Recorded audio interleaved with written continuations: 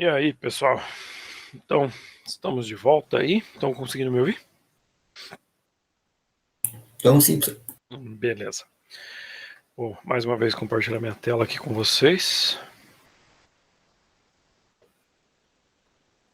Pessoal, vocês acharem que esse intervalinho entre uma disciplina e outra, às vezes sei lá, não querem fazer, querem tocar direto, a gente faz também, tá? Eu só faço porque às vezes é melhor. Dá tempo do pessoal tomar água e ir no banheiro e tal. Mas se caso não queiram, é só me avisar também. Então vamos lá, estão conseguindo visualizar minha tela aí? Positivo. Beleza. Deixa eu ver que tem mais alguém pedindo para entrar aqui. Então vamos lá, para a nossa terceira aula também da disciplina, então, de algoritmos, certo? E hoje a gente vai começar a falar sobre um pouquinho da parte de introdução à programação. Não vamos começar a programar ainda, porque não daria tempo de mostrar tudo para vocês na aula de hoje. Até porque, talvez até daria se eu quisesse fazer um negócio assim um pouco mais corrido e tal. Talvez para quem já programa, para quem já tem noção, essa aula vai ser até mais ou menos parecida, vamos dizer, com a aula de OAC, um negócio um pouco mais simples e tal. Mas, por exemplo, como eu não sei qual é o nível de todos em relação à programação, eu prefiro, vamos dizer assim, nivelar para baixo, ou seja, para aquela pessoa que nunca viu programação na vida, que não sabe nem o que quer, porque é justamente essa pessoa que vai precisar do negócio um pouco mais mastigado, de um negócio explicado ali com um pouco mais de calma, tá? Então, basicamente isso que a gente vai fazer nessa aula de hoje. Então, vai ter essa parte aí mais introdutória. E aí, a partir da aula que vem, que seria a aula 4, aí sim a gente vai começar a mexer um pouco mais com a parte daí de programação, resolver exercícios e tal, tá? Mas hoje é uma parte um pouco mais inicial. Então, só para dando uma recapitulada aí o que a gente falou na aula anterior, a gente falou um pouquinho sobre aquela questão dos problemas e soluções, certo? Então, eu mostrei para vocês lá dois exemplozinhos básicos de problemas. A gente falou aquela questão da contagem de presentes em um evento e da troca dos pneus. E a gente fez tipo, uma análise de soluções para esses tipos de problemas. Daí eu comentei com vocês que um problema tem várias soluções. Cabe a gente, vocês, como analistas de sistemas, observar essas soluções e tentar identificar qual que é a melhor de acordo com as restrições que aquele problema impõe. A gente fez daí um exercíciozinho de exemplo lá, com aquela questão daquele problema das correntes lá, do viajante. Também era um problema parecido. Falamos um pouquinho sobre a parte de introdução aos algoritmos, tá? Onde vocês tinham aquela questão de tudo que a gente consegue colocar em um algoritmo, que basicamente é um passo a passo daquilo que a gente precisa fazer e tal. A gente fez alguns algoritmos ali rapidinho de exemplo, e aí vocês tiveram vários exercícios baseado nesses algoritmos aqui para fazer, tá? Eu não sei quem viu, e eu até esqueci de falar isso também na aula passada, mas basicamente tinham alguns exercícios lá daquela lista, eu até vou abrir eles aqui para mostrar um pouquinho, que eram jogos, na verdade. Tinham uns links lá, não sei se todo mundo conseguiu acessar todos aqueles links, eu confesso que não testei todos eles, mas eram jogos e eu pedi para vocês colocarem a solução desses jogos em um algoritmo. Então, por exemplo, vou abrir aqui o problema dos canibais e dos missionários. Vou só esperar que esse troço aqui tem um anúncio, né? Eu vou pular o anúncio. Aqui está o jogo dos missionários. Deixa eu tentar ver se eu consigo aumentar essa tela aqui para deixar mais fácil para vocês enxergarem. Então, por exemplo, eu tenho o jogo aqui. Basicamente, qual que é o... Alguém mandou uma mensagem. Eu li cannabis. Olha, já está se entregando aí, hein, Emanuel? Ô, professor. Diga. Confesso que eu fiz essa atividade e fiquei um bom tempinho para pensar. Então, cara, tem algumas atividades ali dessa. Ó, tô com a aula aberta aqui ainda, peraí. Eu acho que eu fechei o... Ah, não, tá aqui. Tem algumas, cara, que é muito difícil. Você tem que achar uma sequência certinha de coisas que você tem que fazer para conseguir resolver o problema. Mas essa que é a ideia. Tipo assim, vocês começarem a treinar essa questão da lógica, raciocínio e tal. E aí o que eu queria? Por exemplo, aqui tinha as instruções, ou seja, você tem o jogo dos canibais e dos missionários aqui. Vamos supor, seriam os anjinhos e os canibais. A ideia é que todos precisam atravessar para o outro lado do rio e tem só essa balsa. A balsa leva duas pessoas só, né? Ou 2 canibais, ou 2 anjos, ou um de cada. E a ideia é que se algum dos lados do rio ficar mais canibais do que missionários, os canibais vão comer os missionários. Então, por exemplo, vou jogar 2 anjos aqui, vou clicar na balsa, passar para o outro lado. Os canibais vão lá e comer o missionário. Deixa eu vou eliminar aqui. Aí, obviamente, tem que esperar o anúncio de novo. Essa é uma coisa chata desses joguinhos aqui. Então, eu vou jogar de novo. Então, a ideia é que você tem que achar a sequência de movimentos para conseguir levar todos lá para o outro lado. Então, sei lá, vou tentar fazer uma coisa aqui. Eu já resolvi esses programas, mas eu já não lembro de cara. Vou transportar um de cada, vou deixar o missionário. Ó, se eu tiver mais anjos, mais missionários aqui, não tem problema, tá? O que eu não posso é ter mais missionários de um lado do que do outro. Então agora eu vou voltar, vou deixar um, vou levar 2 anjos, acho que é essa a solução para esse problema aqui. Vou levar 2 anjos agora. Agora eu vou voltar com o canibal e daí eu pego. Então qual que era a ideia aqui? Cada movimento que você tinha que fazer nesse jogo aqui, você registrar ele em um passo naquele algoritmo lá. Ou seja, passo 1, colocar missionário na balsa. Passo 2, colocar canibal na balsa. Passo 3, atravessar a balsa do, sei lá, do lado esquerdo para o lado direito. E por aí vai. Então você vai colocando cada um dos movimentos até que você consiga chegar que nem eu cheguei aqui, ou seja, resolvi o problema. Esse dos canibais e missionários aqui até é um problema relativamente simples para resolver. Mas tinham alguns outros lá. Deixa eu ver se eu consigo achar. Ó, tinha aqui da travessia do lobo e da ovelha, que basicamente é bem parecido, não muda muito. Eu vou abrir ele aqui. Saltar anúncio. Iniciar. Iniciei aqui, ó. Então é a mesma coisa. Eu tenho o fazendeiro. Esse fazendeiro ele tem como se fosse um lobo, uma raposa, uma ovelhinha e um repolho. Ele precisa passar todos para o outro lado do rio. Se a raposa ficar junto com a ovelha, ela come a ovelha. Se a ovelha ficar junto com o repolho, ela come o repolho. Então você tem que passar todos lá para o outro lado do rio. Vou passar. Ah, eu esqueci, ó. Você viu? Já esqueci e deixei a ovelha sozinha. Ela comeu o repolhozinho ali. Deixa eu vou eliminar e acho que tem que assistir o anúncio de novo. Enfim, aí aqui também você tinha que achar a ordem para conseguir atravessar todos. Sei lá, eu acho que cabe um só na balsa. Então, ó, deixei o repolho sozinho e daí a ovelha ficou sozinha, ela comeu. Então, o que eu teria que fazer aqui nesse caso? Vou levar primeiro a ovelha, porque a raposa não come a ovelha. Então, deixei a ovelha lá, voltei. Vou pegar, por exemplo, o repolho. Vou deixar o repolho e vou levar a ovelha de volta. Vou levar a raposa agora. A raposa fica, ela não come o repolho mesmo, então eu posso voltar sozinho. E voltei e peguei a ovelha. Ganhei. Então a mesma coisa, você tinha que fazer toda uma sequência dos movimentos que você tinha que fazer nesse jogo e jogar isso em um algoritmo de computador. Qual que é a ideia desses algoritmos? Qualquer pessoa que pegar aquele algoritmo que você montou, ela vai executar exatamente o passo a passo que você colocou e ela vai conseguir chegar no resultado final do jogo, que é ganhar o joguinho, tá? Isso que vocês têm que observar lá. Eu vou aumentar, eu não sei se todo mundo conseguiu fazer essa atividade, tá? Porque como eu falei, eu tinha esquecido de explicar isso aqui para vocês, e eu vou aumentar um pouquinho o prazo lá, para caso alguém não tenha conseguido fazer todos os jogos aqui, fazer exatamente o passo a passo bonitinho, para que tenha um pouquinho mais de tempo para fazer, beleza?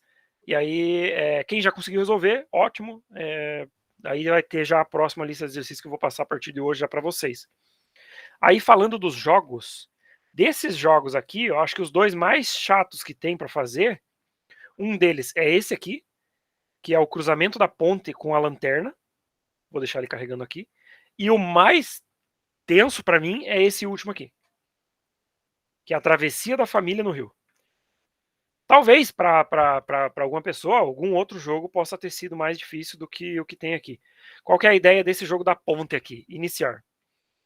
Vou iniciar o jogo aqui. Ó. Então eu tenho várias pessoas aqui, todas precisam atravessar essa ponte escura, do outro lado. Só que assim, para elas conseguirem atravessar a ponte, elas precisam estar carregando essa lanterna na mão. Todas elas conseguem carregar essa lanterna.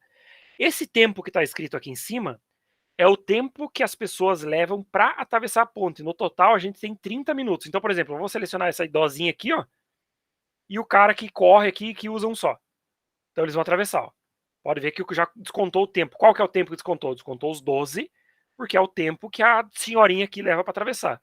Só que agora eu tenho que levar a lanterna de volta para que os outros consigam atravessar de novo. Então, eu vou atravessar com o homem aqui. Ó, já descontou mais 1 minuto. Ele leva 1 minuto só para atravessar. E eu tenho que descobrir qual que é a ordem de pessoas que eu vou ter que levar para o outro lado da ponte. Eu, para falar bem sincero, eu não lembro qual que é a ordem que tem aqui. Então, sei lá, tem que pegar. E aqui é basicamente uma tentativa e erro. Agora eu vou ter que voltar com alguém aqui, ó, já não vai dar certo. Se eu mandar atravessar aqui, a mulher aqui já vai gastar os 8 minutos, que é o que tem, e eu ainda vou precisar voltar para buscar o outro cara. Então, por exemplo, vou atravessar aqui, ó. E aí, fracassei, ou seja, estourei o tempo. Então aqui também, você tem que achar uma sequência ali de pessoas que você vai atravessar e voltar, porque você tem que pensar nessa questão da volta na ponte, para que você consiga fazer então todo esse cálculo aí e atravessar todas as pessoas dentro dos 30 minutos ali. Então, sei lá, vou tentar jogar de novo aqui. Cara, eu realmente não lembro. Eu vou jogar essa mulher aqui e... Não, vou cancelar ela. Vou jogar ela e a veinha. Eu sei que já não vai dar certo, porque, digamos, eu peguei as duas pessoas com maior tempo. Agora, a mulher aqui vai ter que voltar, ela vai gastar 8 minutos só para voltar. Então já não vai dar de novo. Então já teria que reiniciar o jogo aqui para jogar de novo. Enfim, aí da mesma forma, tem que jogar isso em cima de um algoritmo. E aqui, esse da família, também é um joguinho... Ué, eu achei que tinha um jogo aqui. Se eu passei para você já a solução, olha que retardado. Mas deixa eu ver se eu consigo achar esse jogo. Olha que burro, cara. Eu passei para vocês a resolução do jogo e não o jogo. Enfim, eu vou tentar achar o outro link aqui. Jogo da Travessia do Rio Família. Vou ver se tem algum aqui que tenha. Esse aqui mesmo. Ó, aqui tá tudo em chinês. Então esse é o jogo que eu tenho que fazer. Então, por exemplo, eu tenho uma mãe. Deixa eu aumentar aqui. A mãe, ela tem 2 filhas. E o pai tem 2 filhos. Se a mãe ficar sozinha, então é como se fosse o casal aqui, tá? Deixa eu permitir aqui só. Se a mãe ficar sozinha com as meninas, ela dá um Hadouken nas meninas. Se o pai ficar sozinho com os piá, ele dá um Hadouken nos piá. Então, não, peraí, acho que é o contrário. Não, é o contrário. Então, por exemplo, se o pai ficar sozinho com as meninas, ele bate nas meninas. Se a mãe ficar sozinho com os piá, ela bate nos piá. E eu tenho aqui o policial e o ladrão. E eu tenho que atravessar todo mundo pro outro lado, tá? Aí é bem isso, alguém colocou aqui machista. É bem isso mesmo. Então, você tem que achar a sequência de... E só vai 2 pessoas na balsa. Então, você tem que achar a sequência de eventos aqui para que você consiga atravessar todas as pessoas. Ó, agora já vai dar BO, eu acho que se eu voltar com o pai aqui, já era. Ele já dá um Hadouken na menininha ali, coitado. Então, sei lá, vou começar com o policial e o bandido, por exemplo. O bandido não, né? E o bandido também, se ele ficar sozinho com qualquer um, ele rouba a galera aí. Voltei com o policial. Ele já vai dar BO já, porque agora a hora que chegar o... Não, acho que eu vou ter que mandar... sei lá já, não lembro já, mas, pessoal. Então, esse é um jogo, esse aqui de todos, eu acho que é o mais difícil, tá? Então, só para vocês fazerem aí, eu vou deixar daí mais um tempinho para vocês conseguirem resolver esses exercícios. Vamos lá para a aula de hoje, então. Basicamente, a gente vai falar um pouquinho sobre a parte de introdução à programação mesmo, tá? Basicamente, a palavra programação ela é uma palavra muito utilizada, mas o significado dela em si é muito antigo, ou seja, você programar as coisas tem um significado muito antigo, e isso vem sendo muito discutido aí atualmente, ainda mais agora, pensando aí. Nós estamos nessa questão de era de informação e tal, cada vez as coisas estão aumentando mais e mais sistemas surgindo, aplicativos e por aí vai. Então, muito tem se falado sobre essa questão de programação de sistemas e tal. Porém, você falar em programação vai muito além do que a gente fala, vou programar minhas férias, eu vou programar uma viagem. Vai muito além disso, tá? Então, a programação em si, do que aquilo que a gente vai tratar nessa nossa disciplina de algoritmos aqui, Ela basicamente trata diretamente de computadores, notebooks, smartphone, tablets e por aí vai. Tudo aquilo que vocês vão ver aí no decorrer do curso, tá? Sempre voltado então à programação desses equipamentos aqui. Sem a programação, basicamente a gente não teria a tecnologia do jeito que a gente tem hoje. Então, quer dizer, a gente só consegue fazer isso aqui que a gente está fazendo, uma videoaula nesse período agora de pandemia, porque teve alguém que foi lá e o cara programou e montou esse sistema que a gente está utilizando, tá? Então, a programação em si, ela tem um sentido muito complexo quando a gente fala em tecnologia, porque tem muita coisa envolvida. Não é simplesmente você sentar e jogar a linha de código lá em um programa. Vai muito além disso, tá? Vocês vão ver isso no decorrer de todo o curso de vocês. Por exemplo, vocês vão ter aí disciplinas de engenharia de software, que vão ensinar vocês a como pensar num software de acordo com aquilo que o cliente quer, que os usuários querem e tal. Então tem toda uma outra questão também voltada para a área de desenvolvimento de sistemas e não só a programação em si. Basicamente, então, o que é a programação de computadores? A programação de computadores em si, ela não é um único processo, tá, pessoal? Ela consiste em vários processos, como eu já estava falando para vocês. Basicamente, uma das etapas é a escrita, ou seja, eu vou ter que sim escrever, montar as linhas de código do meu programa de computador. Porém, a partir do momento que eu escrevi, eu tenho que testar isso. Ou seja, eu tenho que descobrir se aquilo que eu escrevi, os comandos que eu utilizei, se eles funcionam, se eles estão fazendo aquilo que eu quero que eles façam mesmo. E além disso, a partir do momento que eu fiz todo o meu programa, testei, eu vou colocar aquele programa para funcionar, eu tenho que manter aquele programa, ou seja, tem que fazer a manutenção dele. Porque com o passar do tempo, possivelmente erros vão acontecer, erros que na hora que você montou aquele programa, aquele sistema, você não previu, tá? E aí você vai ter que fazer uma certa manutenção naquele software, tá? Para a gente falar em programação, nós estamos falando em programa de computador, tá? O que é um programa de computador? Um programa de computador é um conjunto de instruções que descreve uma tarefa que deve ser executada por um computador atendendo a diversas aplicações e finalidades. Aqui tem umas características importantes que a gente tem que levar em consideração. Primeiro, um programa de computador é um conjunto de instruções. Um conjunto de instruções é o quê? O algoritmo que vocês vão montar para resolver aqueles jogos ali é um conjunto de instruções. Aquilo lá pode ser considerado um programa, obviamente, não é um programa de computador, mas pode ser considerado sim um programa, ou seja, ele vai resolver aqueles exercícios de lógica ali, se você aplicar os passo a passo daquilo. E basicamente, os programas todos, como um geral, eles descrevem uma tarefa que o computador vai executar. Por exemplo, nós estamos usando aqui o PowerPoint. O PowerPoint ele executa a tarefa de você poder montar uma apresentação, uma aula. Eu posso utilizar, sei lá, um jogo. Ele foi criado com um propósito para ter lazer. Então, mas ele tem as funções, ele tem algumas coisas lá e várias que foram programadas e por aí vai. Editor de texto, ele foi programado para executar uma determinada tarefa. E o computador então executa isso e aí a gente tem então essas tarefas disponíveis a partir da execução desses programas. Aí, Professor, oi, diga. por exemplo, um site, ele vai ter um servidor onde ele está rodando, né? Sim. E um programa que a gente baixa, alguma coisa, ele vai, tipo, baixar, digamos, os códigos, vai rodar na nossa própria máquina? Ou Aí que tá. como que funciona? Você tem softwares que rodam parte na tua máquina e parte no servidor, tá?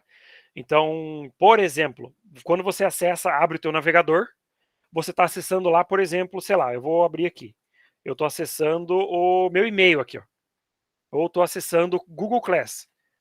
O que isso aqui faz? Tem uma parte disso que está funcionando aqui na minha máquina, ou seja, tudo isso que é coloridinho, todo esse layout que é montado nessa página, ele está executando aqui no meu computador, ou seja, isso é a página HTML que a gente chama. Porém, essas informações que a minha página aqui está apresentando, nome da disciplina, a aula que eu postei aqui, a atividade, os arquivos, tudo isso aqui está no servidor do Google. Ou seja, para eu acessar esses arquivos, eu vou ter que mandar uma requisição lá para o Google, ele vai me retornar com as informações que precisa para carregar todas essas informações. Então tem muito software que é assim também. Tá? Você instala, uma parte dele roda na tua máquina, mas às vezes ele troca informações com o servidor. E existem sim computadores que rodam só na tua máquina. Deixa eu ver se eu acho alguma coisa aqui que roda só na minha. Por exemplo, vou pegar aqui o drive da minha placa de vídeo. Ele está rodando só aqui no meu computador. Então, ó, isso aqui, obviamente, aqui ele está carregando algumas informações que vem da internet e tal, mas as configurações e tal, tá rodando basicamente só aqui no meu computador. Se eu baixo um jogo, muito do jogo tá rodando dentro do teu computador, por isso que daí você precisa ter placa de vídeo, processador bom, memória e tal. Por quê? Ele só vai trocar algumas informações com o servidor lá se você estiver jogando online. Mas o jogo em si roda no teu computador. Então, basicamente é isso. Cria-se um conjunto de instruções que vai atender uma determinada tarefa, e aí isso vai ter uma finalidade. Um jogo vai ser para lazer, um editor de texto é para você ter ali os softwares para escritório, para poder fazer as coisas e tal, e por aí vai. Então tem diversos tipos. Então, basicamente, isso é um programa, tá? Então, esses algoritmos que vocês fizeram ali naquela atividade da semana passada, tudo aquilo ali é um programa, não necessariamente um programa de computador, mas é sim um programa, tá? E aí a gente entra na parte de onde surgiu então a programação, como que começou a aparecer a programação. Eu já mostrei para vocês um pouquinho disso lá na disciplina de OAC, na semana passada. A gente falou dos computadores, lá de como era feita a programação. Então, por exemplo, lá em 1946, eu tinha mostrado para vocês, tinha o computador o ENIAC. Pesava 30 toneladas, 180 metros quadrados para armazenar todos os componentes dele, quase 18 mil válvulas, e ali acho que era 200 kW de consumo. Como que era feita a programação desse computador? A partir desses painéis aqui, que tinham ali vários botões, você acionava um botão, quer dizer, você estava acionando como se fosse uma função do computador, e essa fiozarada aqui, esse emaranhado de fios, também servia para fazer a programação do computador. Uns outros tipos que eu mostrei para vocês lá também, lembra? Aquela máquina de fazer o censo dos Estados Unidos que eu tinha mostrado.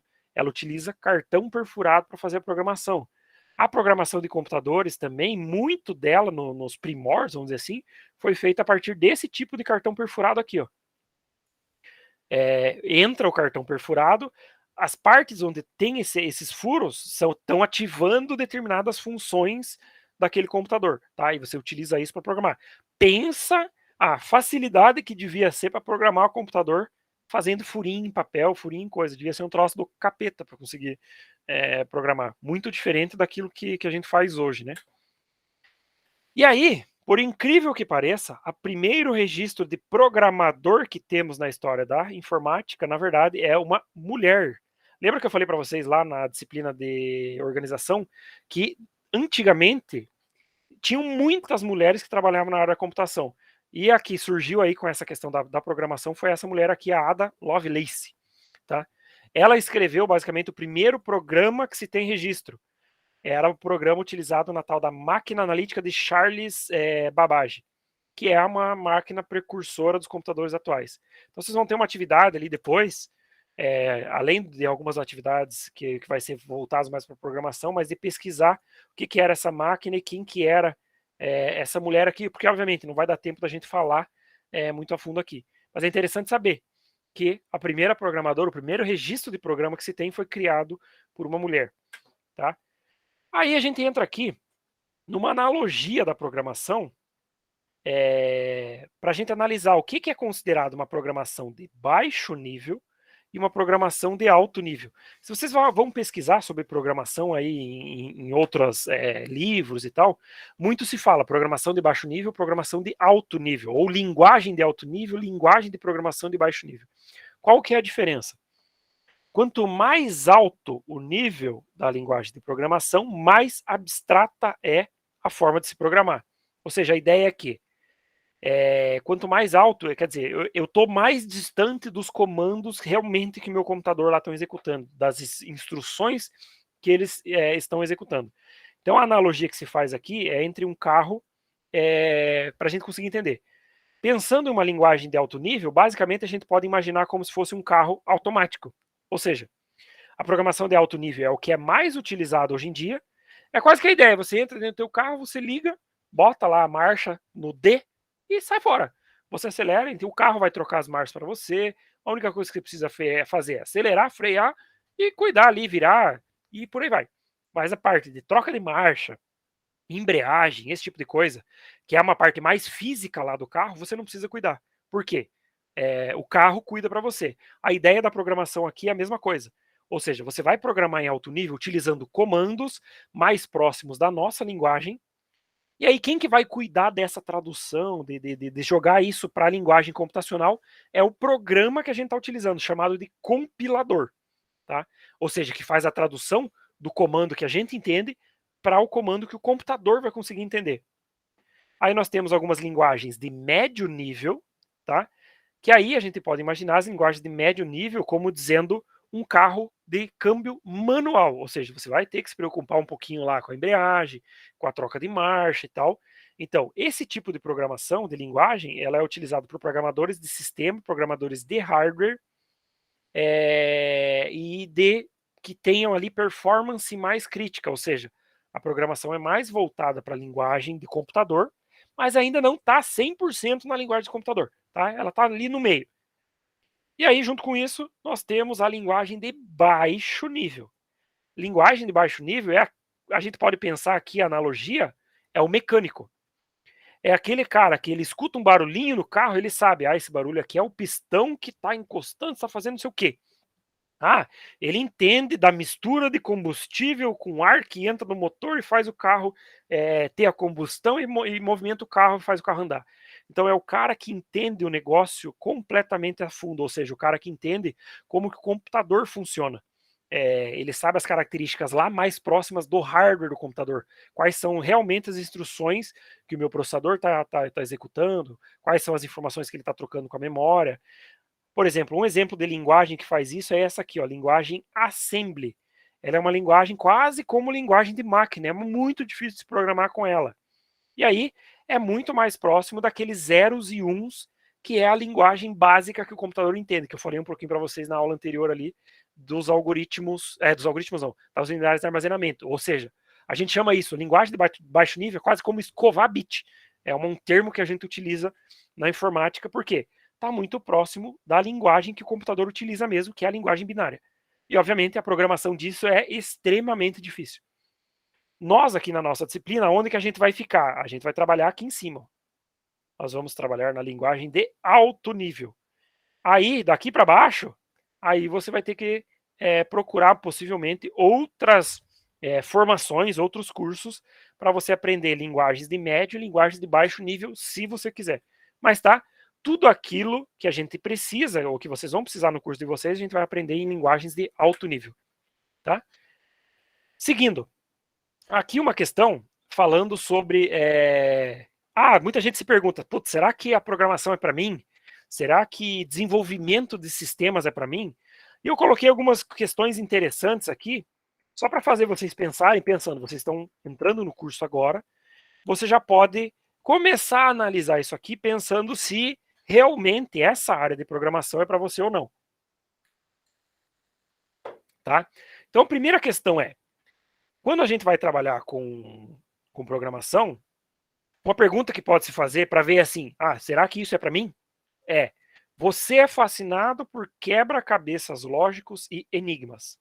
Por quê? Isso aqui vai acontecer muito na programação de computadores. Ou seja, você vai se deparar com coisas que você vai ter que realmente quebrar a cabeça para conseguir resolver. Problemas que vão acontecer quando você estiver programando, mexendo ali com as linguagens de programação. Muita coisa você vai ter que pensar de forma lógica. É mais ou menos a ideia daqueles jogos ali que eu tinha passado para você. Então, quer dizer, você tem que exercitar o raciocínio para que você consiga resolver uma coisa de uma determinada maneira. Então, a ideia do curso é dar, por exemplo, como a gente falou, a base para vocês. E aí vocês vão ter que trabalhar o raciocínio lógico de vocês para aplicar essa base nos sistemas que vocês vão ter que desenvolver a hora que vocês estiverem trabalhando, no TCC, por exemplo, e por aí vai. Então, se você é fascinado, se você gosta de quebra-cabeça, se você gosta de problemas de raciocínio lógico, se você gosta de trabalhar com esse tipo de problema, a programação é para você daí. Outra pergunta, você está disposto a aprender novas coisas e na maior parte do tempo por conta própria? Se eu não me engano, foi eu e até outros alunos lá falaram para vocês naquela aula de boas-vindas lá, que muita coisa vocês não vão aprender aqui no curso, porque não dá tempo. Tem tanta coisa ali, e aí você vai muitas vezes se deparar com o desenvolvimento de sistemas, você vai querer fazer alguma coisa, mas você não viu exatamente como fazer. O que você vai ter que fazer? vai ter que correr para os livros, vai ter que correr para outras pessoas no YouTube, para fóruns e para várias coisas, para conseguir descobrir como fazer aquilo que você precisa fazer. Então, essa questão de você estudar e aprender as coisas muito por conta própria, está muito ligado aqui na questão da programação, tá? Então, da mesma forma, se você está disposto a aprender coisa nova, se você está disposto a procurar muita coisa por conta, beleza, programação sim é para você, o desenvolvimento de sistemas é sim para você. Outra, você tem paciência, resiliência para resolver problemas difíceis? Quase que é parecido com essa primeira pergunta aqui. Por quê? Vocês vão se deparar em inúmeros casos com problemas difíceis, que você vai olhar assim, puta merda, como é que eu vou resolver essa porcaria? Eu não sei. Não vi nada, não sei que comando que eu uso, não sei que estrutura que eu uso. E aí, o que vai acontecer? Cai na segunda pergunta. Você vai ter que ir atrás, você vai ter que procurar por conta para tentar resolver as coisas.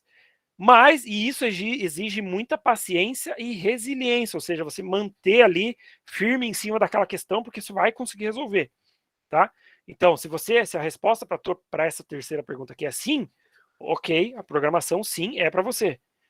E aí, a quarta e última pergunta, você é naturalmente curioso sobre como as coisas funcionam, tá? Quase que envolve um pouquinho aí de cada uma das outras perguntas. Por quê?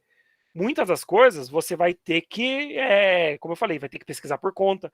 E aí você vai precisar saber como aquilo funciona para você conseguir aplicar isso nos seus sistemas, tá? Nos seus programas. Então, percebam que todas essas perguntas aqui, elas estão naturalmente aí ligadas umas nas outras, tá? E assim, pessoal, eu não estou querendo mandar ninguém embora, tá? Mas a ideia é algumas perguntas para que vocês comecem a analisar e comecem a pensar se a área da computação, a área da programação, do desenvolvimento de sistemas, realmente é aquilo que você está buscando. Por quê? O que vocês vão ver nesse curso é justamente isso, desenvolvimento de sistemas. Tem muita gente que entra no curso aqui do IF achando que vai aprender, sei lá, abrir um computador, desmontar e montar de novo. Não é esse o objetivo, tá? Então a ideia aqui do nosso programa, do nosso curso é realmente a programação, o desenvolvimento de sistemas. E aí essas perguntas aqui são interessantes para você começar a pensar se isso é realmente para você ou não. Aí fica a pergunta, tá, mas o que os programadores, o que as pessoas que desenvolvem sistemas realmente fazem? Então, algumas das coisas aqui. Muita gente pensa que o cara vai sentar na frente do computador e vai ficar lá o dia inteiro, escrevendo linha de código. E não necessariamente vai ser só isso, tá? Muito vai ser isso também. Mas, ó, uma das coisas bem importantes aqui do desenvolvimento de sistemas é essa parte, ó. Desenhar, escrever, testar, documentar e manter o software. Então, existe uma parte de documentação que não vai envolver necessariamente a programação, ou seja, você documentar tudo aquilo que você está fazendo no teu software, como que aquele software funciona, e por aí vai. Existe uma parte de documentação dentro do desenvolvimento de software. Vocês vão ver isso na disciplina chamada Engenharia de Software, tá? Vocês vão ver todas as técnicas que existem para você documentar o processo de software. E aí, outra questão que muito acontece com quem desenvolve software é a pessoa tem que trabalhar em equipe. Então, o que normalmente envolve essa questão aqui de cliente e gestor, ou seja, você vai ter uma pessoa que é o teu gestor, o teu chefe, vamos dizer assim, mas você vai ter que trabalhar com o cliente também, que é a pessoa que muitas vezes vai contratar um sistema, vai comprar um sistema, você vai ter que trabalhar com esse tipo de pessoa. Existe muito programador que não gosta de trabalhar em equipe e tem dificuldade, por exemplo, para se comunicar com pessoas, com clientes e tal. Existe um nicho, não muito grande, mas existe, de pessoas que são quase como os freelancers que a gente diz. Ou seja, aquela pessoa ela é contratada para desenvolver um determinado software e ela trabalha sozinha, em casa mesmo e tal. E existem as outras pessoas que daí trabalham em empresas, em equipes e tal. O que os programadores não fazem? Então, essa aqui é uma das perguntas, e isso aqui responde muito do que as pessoas têm dúvida em relação ao curso de análise e desenvolvimento de sistemas.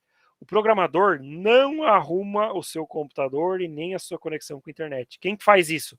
O cara que mexe com suporte, tá? Então, por exemplo, eu quero aprender isso aqui, eu não quero desenvolver sistemas. O que você tem que fazer? Você tem que procurar um curso que forneça o suporte de informática, ou, por exemplo, existem cursos de montagem e manutenção de computadores, que aí sim são cursos que vão trabalhar mais com essa parte de desmontar, identificar problema, o que está acontecendo ali no computador, mais isso eu digo na parte física, né? E o que eles não fazem também, invadem o computador do seu amiguinho. Ou seja, o desenvolvedor de software, ele não vai acessar, não vai roubar a senha do Facebook lá do teu colega.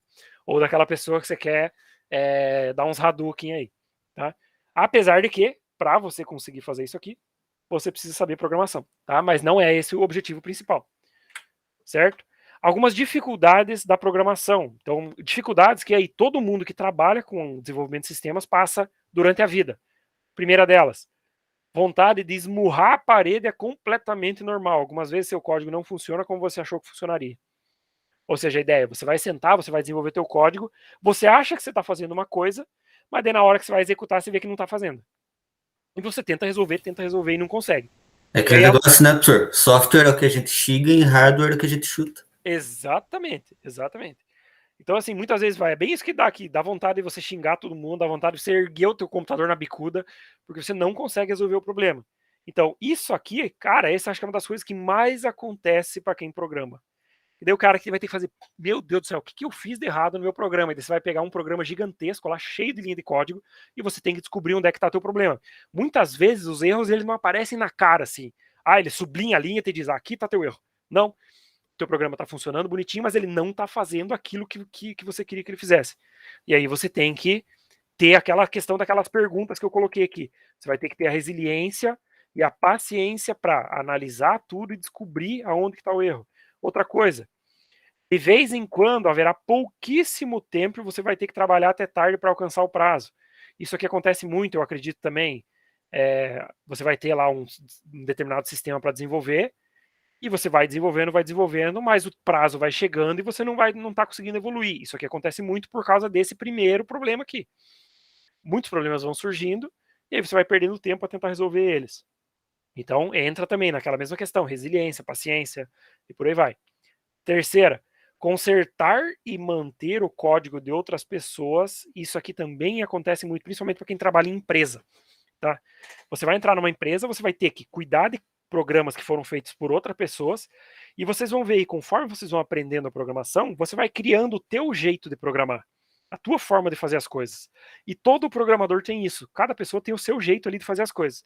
Então já imaginou, você tem o teu jeito, as tuas manias e tal, você vai ter que chegar lá e avaliar, analisar o código de outra pessoa. E ela tem os jeitos dela, as manias dela, e talvez você vai ter que tentar se adaptar com esse tipo de coisa. Isso aí também muitas vezes é uma coisa chata. Você vai ter que participar muito de reuniões desnecessárias, porque existe, como eu falei para vocês, toda essa parte aqui, ó, essa parte da engenharia de software, de você fazer a documentação, você conversar com o cliente. Então, você muitas vezes vai ter que participar desse tipo de reunião. 5, a quinta dificuldade. O tempo aqui ficou meio ruim, não sei se dá para vocês lerem aí, mas eu vou ler. O tempo estimado para o desenvolvimento é regularmente errado por um fator de 2 a 3, ou 2/3, devido a requerimento de vagos de software, problemas inesperados, aumento da complexidade. A ideia que ele diz aqui é que normalmente o prazo para você entregar um software, normalmente ele aumenta.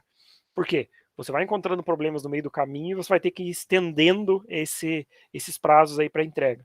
Número 6, arrumar bugs misteriosos. Entra naquela questão aqui também das perguntas que eu tinha falado para vocês. Resiliência, paciência e tal. Você está sentado na frente do computador, você não tem erro nenhum, e o troço está com problema, e você tem que descobrir onde é que está aquele problema. Imagine que você é um engenheiro de software da NASA, um dia fala para você arrumar um bug que ocorreu 777 dias atrás, quando Marte e a Terra se alinharam, a causa é desconhecida. Então é tipo assim, esse tipo de coisa ridícula, muitas vezes você vai ter que resolver. Problema assim que você não faz nem ideia do que está acontecendo, e você vai ter que tentar resolver esse tipo de problema. Tá? Então assim, só para vocês terem uma ideia de alguns tipos de dificuldades e coisas que envolvem a área da programação, certo? O que muita gente pensa que é o desenvolvimento de software, que é uma maratona. Beleza, o cara sai lá da linha de chegada, faz todo o caminho que ele precisa fazer, faz todas as coisas, chega no final com o software pronto. Só que não, tá? Eu vou até colocar a hashtag aqui. SQN. Não é assim que funciona. Basicamente, a programação ela é considerada como se fosse uma corrida de obstáculos. Ou seja, o cara começa bonitinho, todas as ideias, chega num ponto, você acidentalmente escolhe o caminho errado, E aí, ou seja, você vai ter que refazer, você vai ter que consertar o teu problema. Opa, consertei o problema, consigo continuar a minha corrida aqui. Seu amigo, de repente, desiste. Ou uma pessoa com quem você trabalhava, desiste. Já muda o projeto, você já tem dificuldade. Opa, consegui transpor isso aí, sigo na minha corrida. Ah, existem mais problemas lá. Aí vai, você se machuca. E, cara, você passa por uma infinidade de problemas até que você consiga chegar aqui no final e você ter o teu software pronto. E mesmo assim, mesmo com o software pronto, existe toda aquela questão de manutenção que você vai ter que fazer. Ou seja, muitas vezes coisas que você nem previu vão acontecer e você vai ter que voltar, reprogramar, fazer as coisas de novo, tá? Então é só uma diferença aqui de como que poderia a gente enxergar o que é a programação realmente de computadores, desenvolvimento de sistemas. Então assim, como eu mostrei para vocês ali, basicamente programar. Pessoal, antes disso, alguma dúvida, algum comentário aqui? Se não, vamos seguindo. Tá? Então, como eu falei, isso aqui são algumas informações, só para vocês terem mais noção, assim, um pouquinho de noção do que acontece aí na área de desenvolvimento de sistemas. Obviamente, vocês só vão sentir isso realmente na pele, quando vocês estiverem trabalhando e mexendo com isso. E aí que é interessante, vocês conversarem aí com pessoas que já se formaram, ou alunos que estão prestes a se formar, com toda certeza, eles já passaram por todo esse tipo de problema que eu mostrei para vocês aqui. E com toda certeza, aí no decorrer do curso, vocês também irão passar por esse tipo de problema, tá? Falando agora da programação mais específica, tá? Só ver que horário. Ah, beleza. Programar nada mais é do que a gente construir algoritmos, como eu falei um pouquinho no começo lá. Ou seja, você colocar um passo a passo que vai ser executado, só que aqui no caso é um programa de computador, ou seja, um passo a passo de instruções que vão ser executadas pelo computador, certo? Para que eu consiga fazer isso, eu preciso utilizar uma linguagem de programação. O que é a linguagem de programação? Como eu expliquei para vocês ali antes, eu tenho linguagem de alto nível, médio nível, baixo nível. São formas de comunicação para eu conseguir passar instruções para o meu computador realizar determinadas tarefas. Tá? Então, as linguagens de programação elas não são nada mais que isso, ou seja, são formas de eu conseguir instruir o meu computador a realizar e fazer tarefas. Então, basicamente, a gente instrui o computador a executar operações com o objetivo de resolver um determinado problema. Aí esses problemas aqui eram os mais variados tipos, tá? Ah, eu quero criar um editor de texto, então quer dizer, eu vou instruir o computador a executar operações para eu conseguir criar um software que simule um editor de texto. E por aí vai, tá? Qual que é a linguagem que a gente vai utilizar? Eu já tinha mostrado para vocês ela, é o Portugal, tá? A gente vai falar mais, vai entrar mesmo nela na semana que vem, certo? Onde a gente vai começar a falar dos comandos e tal, e vai começar a programar mesmo. Tá? Mas só para vocês saberem, eu já tinha falado isso na semana passada, mas a linguagem que a gente vai utilizar então é o Portugal. Existem diversas linguagens de programação disponíveis aí e, tipo, todas as empresas usam diversos tipos e tal, cada uma de acordo com o que é o objetivo da empresa, o que elas querem fazer e tal. Então, basicamente, a linguagem de programação ela tem um método padronizado para a gente passar instruções para o computador. Ou seja, cada linguagem tem o seu método, a sua forma de passar essas instruções. Então, por exemplo, eu tenho a linguagem C, linguagem Java, linguagem Python, PHP, que é mais voltado para a página de internet, HTML, CSS, isso aqui é mais voltado, JavaScript também, para página web, por exemplo, o Portugal, que está marcado em vermelho aqui, que é o que a gente vai utilizar, e etc. Existe uma infinidade de linguagens de programação. Cada uma, obviamente, vai ter os seus propósitos e a forma de programar específico, tá? Aí aqui é só um símbolozinho lá do Portugal que eu tinha mostrado para vocês, tá? A gente vai falar mais sobre ele, como eu falei na aula que vem. Por que a gente vai estudar o Portugal? Por que a gente vai utilizar essa linguagem nessa disciplina? Basicamente porque a gente tem a questão da liberdade, tá? Ele é um software completamente gratuito, ou um compilador completamente gratuito, e ele tem o que é chamado de código aberto, ou seja, você pode alterar, você pode fazer as coisas que você quiser nele, que você não precisa pagar, nem ter nada para ninguém, certo? Tem a questão de disponibilidade também, ou seja, ele é portável, então você pode usar o Portugal no Linux, você pode usar no Windows, você tem um aplicativo que você baixa ele no celular, se você quiser utilizar. Obviamente, eu acredito, nunca testei, mas para você programar ali na tela do celular, usando o teclado do celular, eu acredito que seja um pouco mais difícil, mas existe a possibilidade para quem quiser, tá? Então ele tem essa questão aqui da portabilidade. Ele tem a questão também da clareza de sintaxe, isso porque os comandos são todos em português. Essas linguagens de programação aqui, ó, deixa eu apagar esta bagunça que eu fiz aqui de novo. Todas as linguagens de programação que estão aqui, ó, todas elas, os comandos são em inglês. E as que estão dentro desse etc aqui, também para 99,9% delas são, tá? Poucas linguagens, para dizer aí que eu conheço basicamente duas, utilizam o português como base. Tá? Então a gente vai utilizar o Portugal justamente por isso. Porque está bem próximo da nossa linguagem, principalmente para quem nunca programou na vida, vai começar vendo os programas, os comandos ali todos em português. Aí depois, nas outras disciplinas, vai entrar lá nas linguagens realmente, onde vai utilizar os comandos em inglês, mas daí já sabe como as coisas funcionam, fica mais fácil. Então, a ideia de usar isso é justamente pensando naquela pessoa que está iniciando na programação. E aí, o Portugal também ele fornece uma parte que é chamada de programação orientada a objetos. Vocês vão ter isso aqui durante o curso de vocês, só que é uma outra disciplina nos próximos anos aí, tá? O que a gente vai trabalhar com o Portugal hoje é só o que é chamado de programação sequencial, tá? Então você vai colocar uma sequência de instruções lá e o programa vai utilizar isso. A programação orientada a objetos é uma forma diferente de se programar. E já é um pouco mais complicada e tal. Mas isso vocês vão ver mais para frente no decorrer do curso. Pessoal, por enquanto, alguma dúvida? Então vamos seguindo. Então vamos falar agora sobre os conceitos básicos de um programa de computador. E aqui a gente já está entrando um pouco mais próximo lá da área realmente da programação. Todo programa de computador ele possui três elementos, três componentes básicos dentro dele. Primeiro, entrada de dados. Segundo, é o processamento. E terceiro, saída de dados. Tá? Todo programa de computador, independente do tipo que ele seja, ele vai ter essas três etapas aqui dentro dele. Tá? Obviamente, vai variar de programa para programa, mas todos eles vão ter essas três etapas aqui. A gente vai falar de cada uma delas. Como que funciona e para que serve, então, a entrada de dados de um programa? Basicamente, a entrada de dados desses programas é uma forma da gente fazer com que o nosso programa se comunique com o usuário, que é o mundo real daquele programa, ou seja, a pessoa que vai utilizar aquele programa. O programa, normalmente, ele precisa receber dados para fazer o processamento.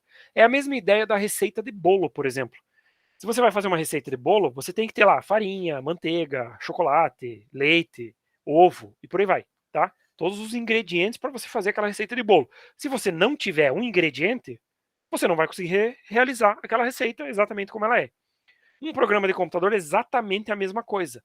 Ele precisa de dados, informações para que ele consiga realizar os cálculos dele. Por exemplo, eu quero criar, sei lá, vou chutar um exemplo agora, um programa que vai calcular o aumento, o percentual de aumento do salário de um funcionário. Como que o programa vai calcular se eu não passar a informação para ele do salário atual que eu tenho e de qual que é o percentual de aumento que ele vai ter? Mas nesse caso vai ficar sempre zero, porque o salário nunca aumenta nada. Vai diminuir, na verdade, né? Vai ser negativo. É. Mas essa que é a ideia, pessoal. Então, assim, o programa de computador, ele precisa receber informações para que ele consiga executar aquilo que ele precisa executar, tá? Exatamente como na receita de bolo. E aí, os programas de computador, eles utilizam diversos métodos de entrada de dados. Por exemplo, o teclado é uma delas, eu vou lá digitar os valores, eu vou digitar meu nome, eu vou digitar minha idade, eu vou digitar meu endereço, vou digitar todas as informações que aquele software precisa.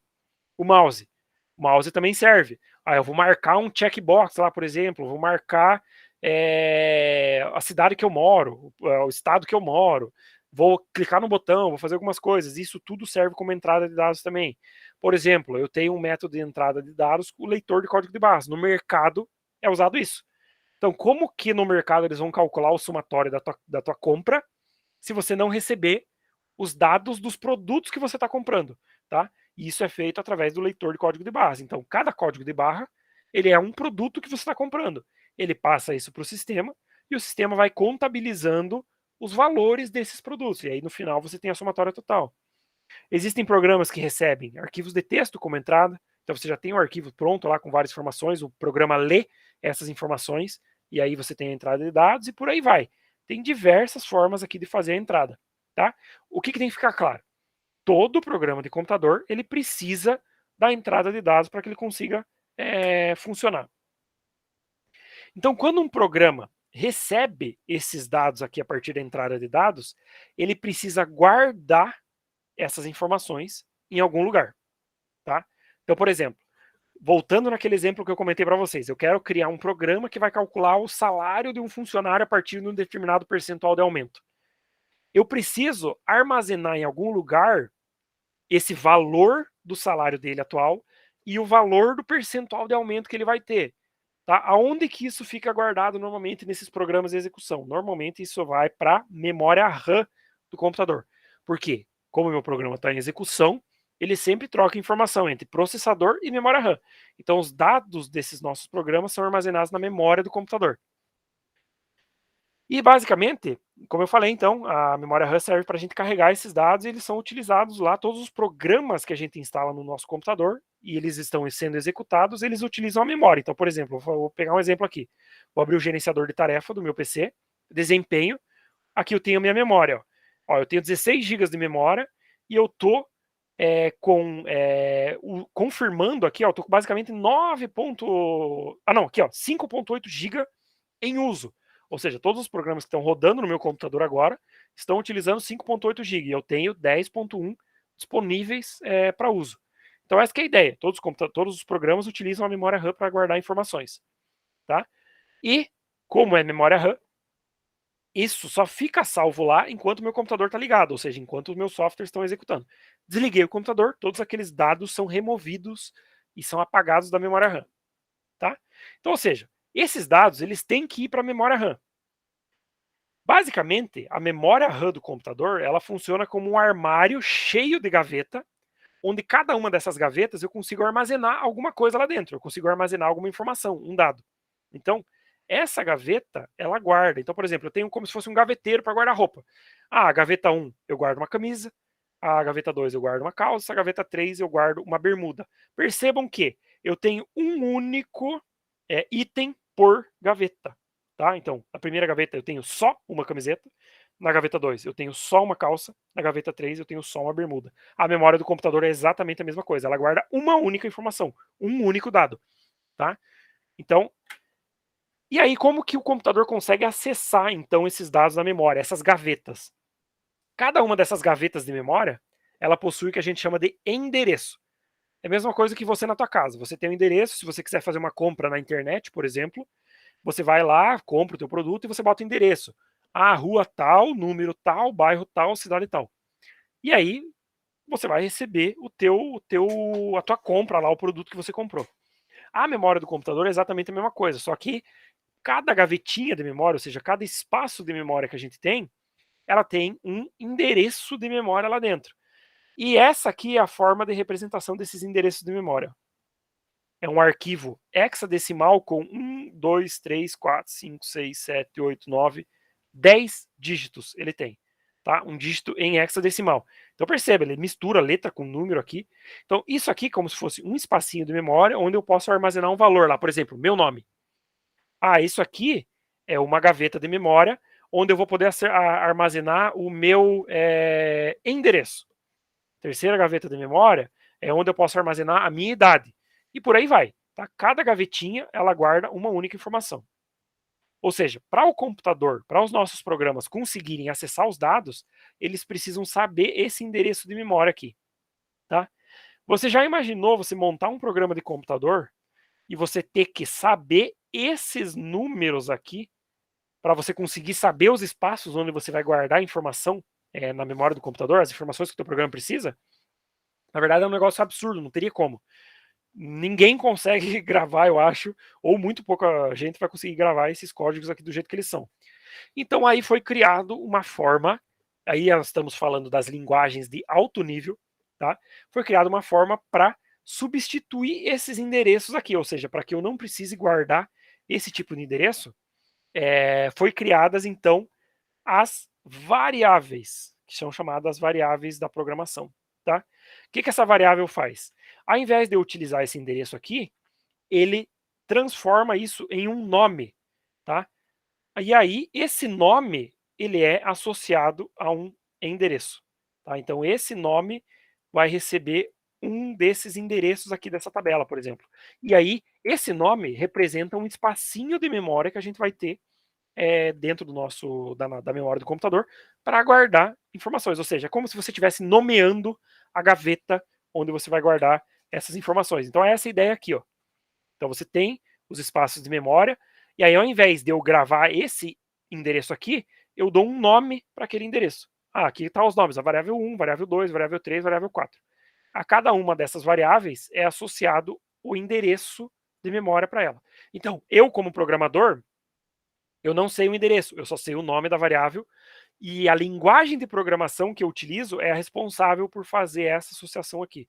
Ou seja, jogar a variável para o endereço físico que vai ser utilizado lá na memória. Isso implica no quê? Quando a gente vai criar um programador, a gente precisa sempre criar as variáveis, ou seja, criar os espaços de memória que a gente vai precisar para guardar as informações que o nosso programa precisa ter. Tá? E quando a gente faz essa criação desses nomes, isso serve para todas as linguagens de programação, existem aí algumas regras que a gente deve seguir, tá? Para fazer a criação desses nomes de variáveis. Quais que são essas regras? Basicamente são essas 4 aqui. Ó. Então eu tenho a primeira regra. Nenhum nome de variável pode começar com número. Tá? Ou seja, por exemplo, vamos supor, eu quero fazer um programa, o mesmo exemplo de antes, ele vai salvar o salário do funcionário. Eu tenho que criar uma variável que vai ser o espaço de memória que vai guardar esse valor, então. Por exemplo, se eu quisesse criar o nome da variável assim, como salário. Não pode, porque eu estou infringindo aquela primeira regra de começar a variável com um número no começo. Então, isso não pode. Agora, se eu quisesse variáveis com tipo esse nome aqui, ó, variável 1, o número está mais para o final. Aí não tem problema, tá? Ele só não pode ser o contrário, ou seja, ele não pode começar com um número. Professor, Diga. esses códigos aí tem alguma coisa a ver, será, com, por exemplo, aquelas carteiras de Bitcoin, que é tudo nesses estilos, assim, sempre começa com um 0, X, sempre Cara, começa com alguma letra e um número. Eu acho que não, porque, digamos, isso aqui especificamente é endereço de memória, né? Então é um endereço daquela gavetinha. Talvez no Bitcoin eles utilizem o mesmo princípio, vamos dizer assim, para você nomear uma carteira, e aí ele utiliza um código em hexadecimal, mas daí digamos assim, ele só utiliza o princípio do endereçamento só para você conseguir distinguir uma carteira da outra. Mas eu acredito que não seja exatamente os mesmos endereços de memória, né, no caso. Eu acredito que é só o código em hexadecimal para representar essa carteira aí. Tá? A segunda regra aqui, então, voltando lá nos nomes das variáveis, a gente não pode ter que é chamado de caractere especial. O que é o caractere especial? Tudo aquilo, se você pegar o teclado e olhar, você tem as tuas letras lá, o normal, e em cima você tem os teus números. Em cima dos números, você tem daí os teus caracteres especiais, por exemplo, ponto de exclamação, arroba, o jogo da velha, cifrão, percentual, e por aí vai. Parênteses, colchetes, acentuação. Isso tudo é considerado caractere especial. E isso não pode aparecer em nome de variável. Ou seja, isso aqui, por exemplo, esse nome, variáveis, não poderia ser o nome de uma variável, porque tem um acento. Tá? E isso aqui é considerado caractere especial, então não é aceito em nome de variável. Então, por exemplo, até o próprio salário, que é aquele exemplo que eu estava citando para vocês. Se eu quisesse criar a variável salário, eu teria que fazer ela assim, ó, salário sem o acento. Se eu colocasse o acento aqui, o programa iria dar um erro. Eu já vou mostrar isso aqui diretamente para vocês no Portugal. Tá, eu vou abrir o Portugal aqui. Eu vou abrir como se fosse um programa novo.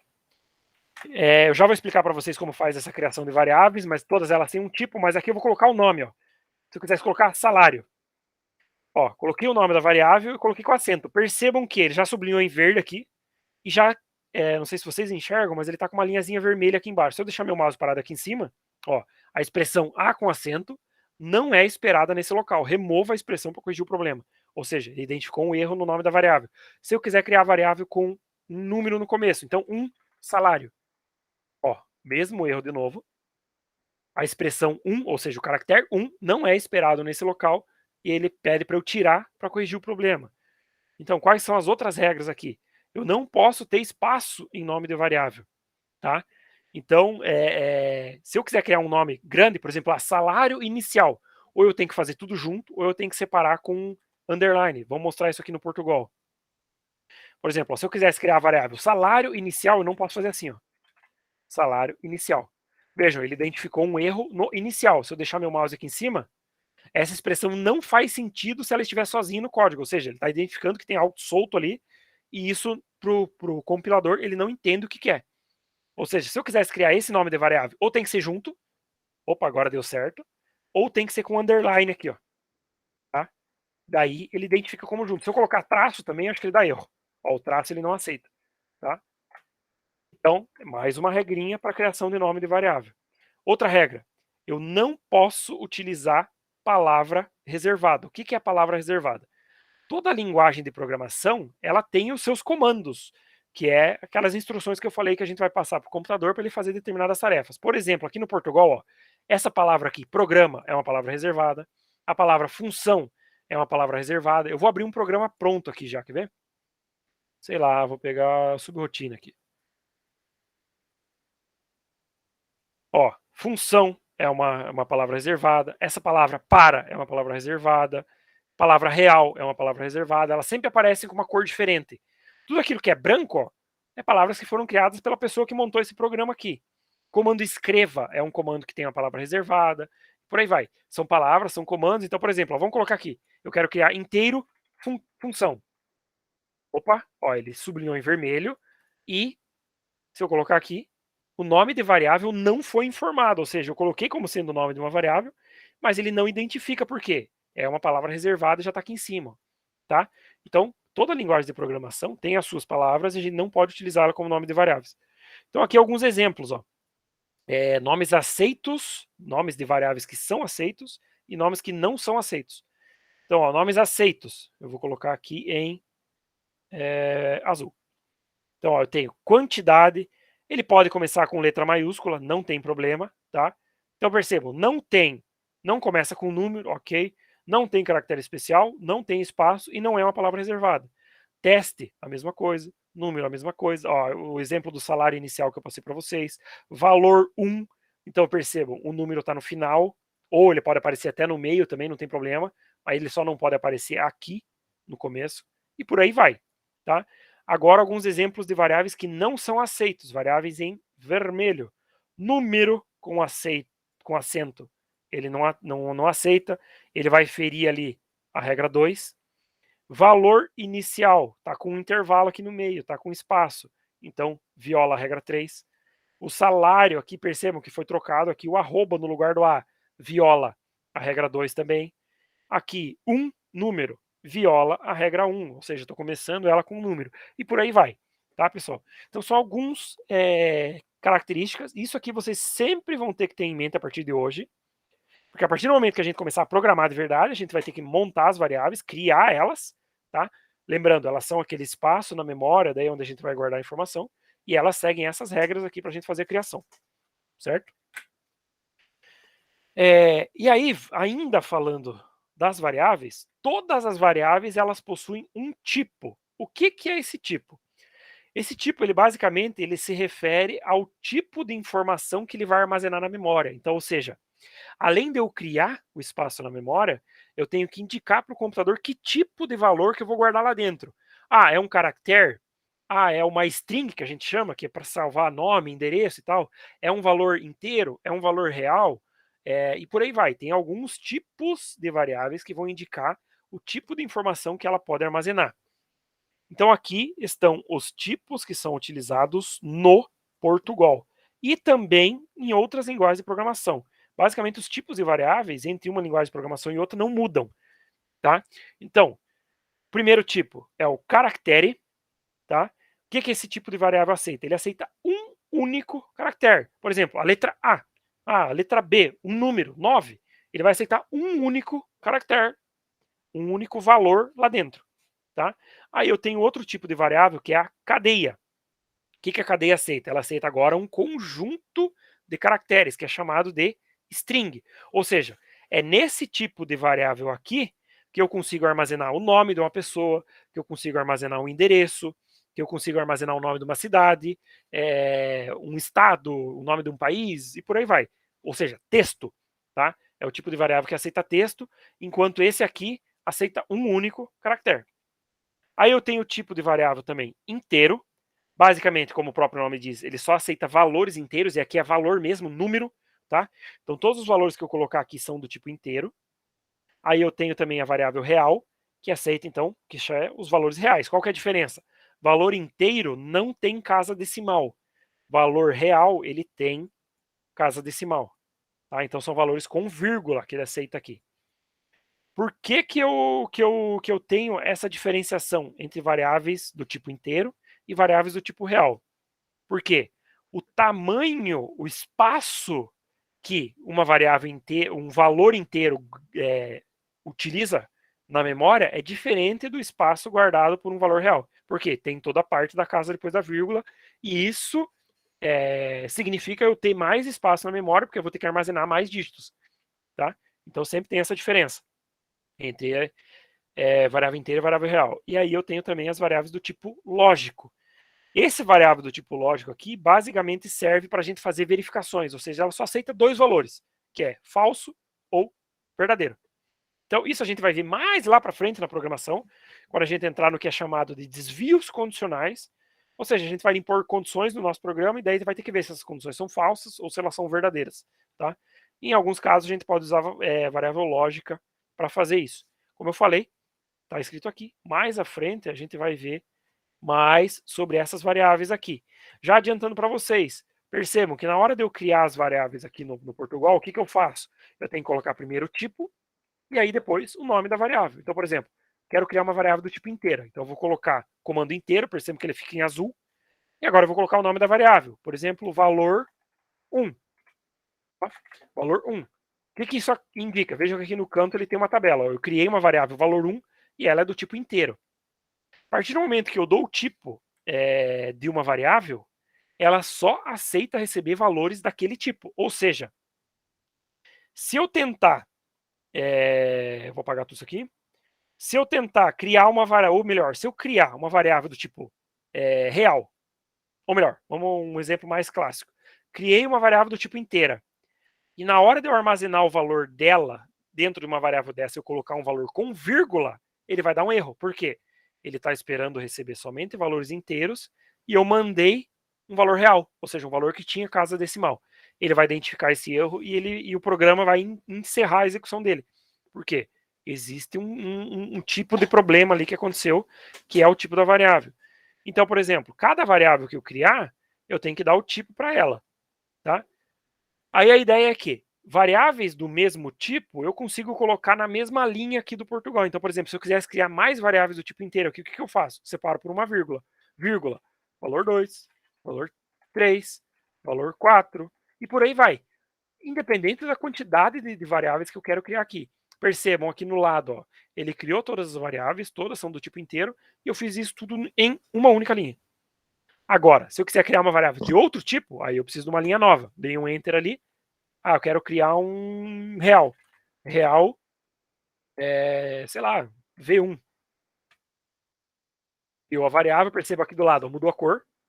O V1 já está mais verdinho e a variável foi do tipo real. Quero criar uma variável cadeia. Vou ter que criar uma linha nova, por exemplo, nome. E aqui do lado ele cria, ó, corzinha diferente, o nome da variável que eu dei, que é nome mesmo, e o tipo dela, cadeia. E por aí vai, tá, pessoal? Posso criar aqui do tipo lógico e do tipo, esqueci, caractere. Tá? Então eu vou dar um nome para cada uma delas aqui, lógico, teste e caractere, sei lá, uma variável, eu dei o nome dela de A. Ó, e aqui do lado ele vai colocando todas as variáveis que eu criei. Isso aqui, o que ele está fazendo? Ele está indicando quais que foram as variáveis que eu criei para esse programa, e cada variável dessa é um espaço na memória para eu armazenar o valor ou algum valor com o tipo daquela variável. Então, por exemplo, a variável valor 1, eu só vou conseguir armazenar nela valores inteiros. Isso para a variável valor 2, 3 e 4 também. A variável V1, ela só vai armazenar valores reais. Variável nome só vai armazenar valores do tipo cadeia, texto. A variável teste só vai armazenar os valores lógicos, que vai ser falso ou verdadeiro. E a variável A vai armazenar um único caractere. Certo, pessoal? Alguma dúvida aqui por enquanto? Tá? E isso aqui é importante que fique bem claro, porque a parte das variáveis é uma das partes mais importantes ali da nossa entrada de dados, ou seja, porque é onde, como eu falei, aonde o nosso programa vai guardar todas as informações que ele precisa para executar, né, para fazer tudo aquilo que ele precisa fazer. Tá? As variáveis, aí, além disso, além delas guardarem o valor, eu posso utilizar elas daí depois para realização de cálculos, ou seja, eu consigo daí manipular essas variáveis. E aí eu posso fazer, por exemplo, cálculo com variáveis inteiras e reais, ou seja, fazer somatória, divisão, e aí tem uma infinidade de cálculos que a gente consiga fazer. Então, um exemplo aqui, ó. Vamos supor que eu criei duas variáveis, a variável A, e eu guardei o valor nela, o valor 10. E criei uma variável B aqui também, e também guardei o valor nela igual a 10. Eu consigo criar esse tipo de expressão aqui, ó. Uma variável C, que recebe a somatória daquilo que está armazenado na variável A com a somatória daquilo que está armazenado na variável B. O resultado disso é isso aqui, ó, o 20. O que ele vai fazer? O computador, quando lê esse tipo de instrução aqui, C igual a mais B, o que ele vai fazer? Opa, eu tenho que usar a variável A. Eu vou lá na memória RAM do computador, porque a partir desse nome ele sabe qual que é o endereço dessa variável, ele vai na memória RAM, acessa lá o endereço X, por exemplo, e ele vai ver que lá dentro está salvo o valor 10. Tá? Ele vai trazer esse valor 10 aqui para o cálculo. E ele vai fazer a mesma coisa para o B. Ele vai lá na memória RAM, pega o endereço da memória, acessa o endereço, vamos supor que o endereço é o Y. Ele vai ver que no endereço Y tem armazenado o valor 10. E ele traz esse valor 10 para o cálculo. E aí ele realiza a soma, 10 mais 10, 20.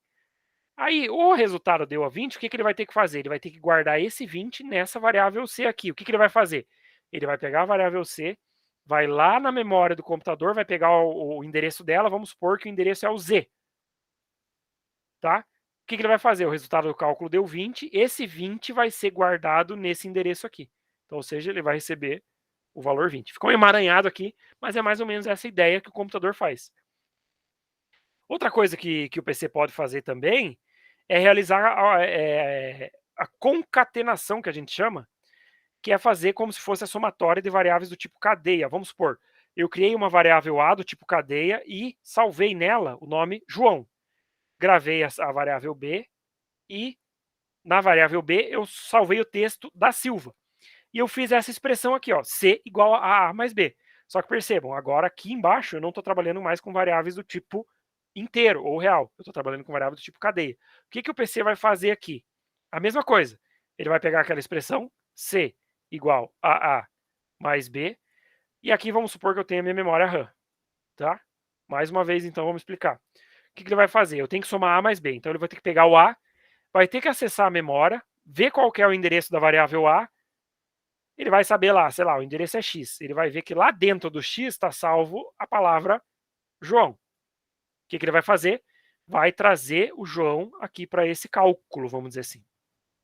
E ele tem que fazer a somatória do B também. Vou fazer o B agora com uma cor diferente, um azul. O que ele vai fazer? Vai lá na memória RAM, busca o endereço da variável B.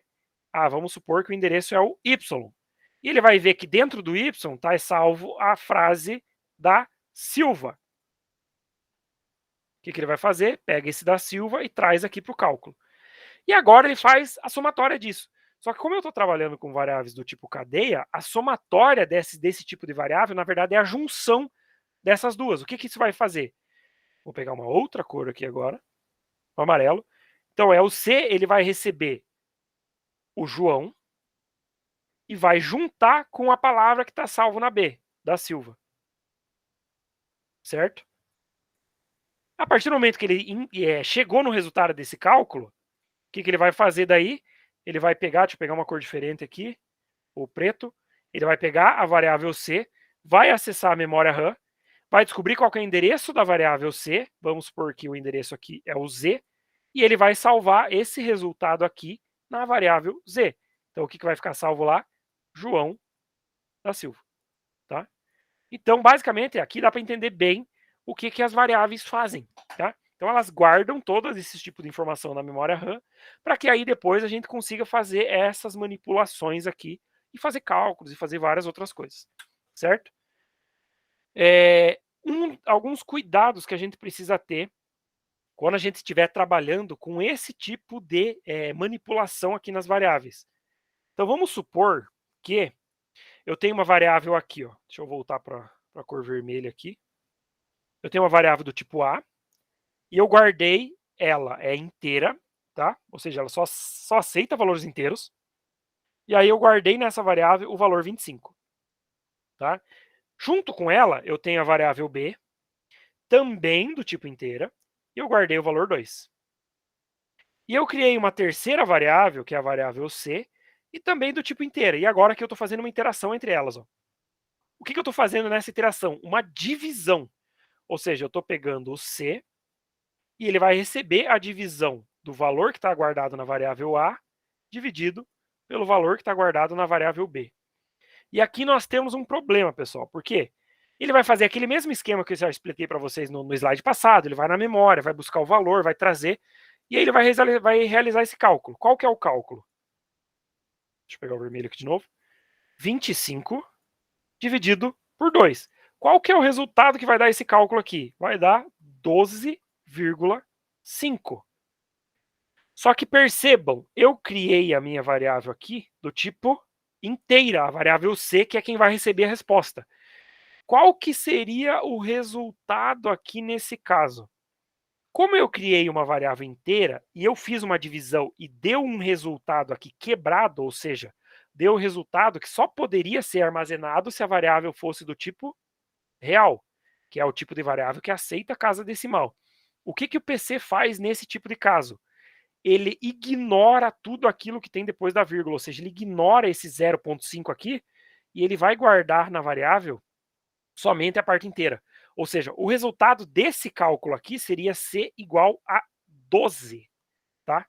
Por quê? Eu criei a variável C do tipo inteira. E ela só aceita valores do tipo inteira, ela não aceita valores quebrados. Se a gente fizer isso no programa de computador, vai acontecer exatamente isso aqui. Tá? Ele vai guardar só a parte real, só a parte inteira do valor, ele desconsidera o que tem depois da vírgula. E tem que tomar cuidado com isso, porque isso pode afetar muitas vezes o funcionamento aí do teu programa. Pessoal, basicamente o que eu queria mostrar para vocês hoje era isso. Aí tem mais coisas, a gente falou agora um pouquinho só da parte da entrada de dados dos programas de computadores. Lembrando, eu falei para vocês que o programa ele tem a parte da entrada, o processamento, que letra linda, e eu tenho a parte da saída, tá? Essa parte das variáveis está aqui dentro da entrada, mas ela é uma parte da entrada só, tá? Vou colocar aqui como var. Tem mais algumas coisas que a gente precisa ver aqui na entrada ainda, para daí a gente poder ver o processamento e para daí a gente poder ver a saída, e isso a gente vai ver na aula seguinte, beleza?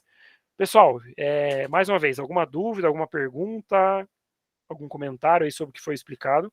Vocês vão ter alguns exercícios daí para fazer em relação a essa manipulação de variáveis, identificar nomes e tal, tá? E aí na semana que vem a gente vai seguir e aí sim vai começar realmente a fazer a parte da programação. Eu vou tirar um print aqui dos presentes na aula agora e se alguém tiver alguma dúvida, aproveite aí já para perguntar.